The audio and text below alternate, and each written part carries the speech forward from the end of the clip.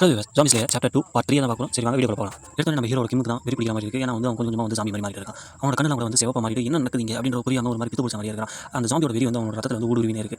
அதுக்கப்புறம் வந்து அவன் ஃபிளாஷ்பேக்ல வந்து நினைச்சு பார்க்கலாம் வந்து நாங்கள் ரெண்டு பேர் வந்து இந்த ஜாம்பிலாம் வந்து வீட்டு விட்டு வெளியில் வரும்போது வந்து என் பேரண்ட்ஸ் வந்து நான் வந்து மிஸ் பண்ணிட்டோம். அவங்க வந்து இன்னும் உயிரோட இருப்பாங்க அப்படின்னு போகிறோம். அதனால தான் நான் வந்து ஒரு வீடு வாங்கினேன். என்னது நீ வீடு வாங்க போறியா அப்படின்ற மாதிரி சின்ன பையன் அந்த வீட்டில் ஒரு கார்டனும் அதுக்கப்புறம் வந்து டோரில் வந்து நம்ம பேரையும் நான் எழுதிருக்கேன். அதை நம்ம பேரண்ட்ஸ் வந்து நம்ம கண்டுபிடிப்பாங்க அப்படின்ற மாதிரி யோசிச்சு அதுக்கப்புறம் இந்த ஆஃபீஸர் வந்து யாரையும் தேடி வந்தாங்க. யார் வீடுன்னு பார்த்தா நம்ம கிமி வீடு தான் வந்திருக்கான். நீங்கள் வந்து சர்ச் பண்ணுங்க அப்படின்னு நிறைய போலீஸ் வந்து அவன் இறக்கிட்டான். அதுக்கப்புறம் வந்து நான் சொல்றது கேட்குறா 17th தேசிய எதிர்த்தாக்குதல் நடவடிக்கை பிரிவில் உயிர் தப்பிச்சு வந்து நானும் வரேன் அப்படின்ற மாதிரி சொல்லிட்டு இல்லை நான் பேரை சொல்லி நான் கூப்பிடணுமா மிஸ்டர் கிம் அப்படின்ற மாதிரி அவன் சொல்கிறான். சொன்னதுக்கப்புறம் வந்து அவர் வந்து நம்ம கடுப்பேற்றமோ அவர் வந்து இப்போ வீடு மாறி வந்திருக்காரு. இந்த டைம் வந்து நம்ம கடுப்பேற்ற நம்ம மேலே வந்து கோவப்படாது அப்படின்ற மாதிரி சொன்னாங்க. இது வந்து மனசாட்சி ஏற்றதா இருக்கும். ஜாமியை கட்டுப்படுத்துறதுக்கான விதி புக்கில் வந்து 3வது பேஜில் முதல் வரியில் இருக்குது. அந்த சட்டத்துப்படி அவன் வந்து நம்ம வந்து பாதிக்கப்படுறதுனால நம்ம வந்து இவன் வந்து அங்கே கொண்டு போய் அவனை சேர்க்கணும் அப்படின்ற மாதிரி வந்து இவன் சொல்லிட்டு இருக்கான். இவன் எந்த மீன் பண்ணுறான்னு வந்து தெரியல.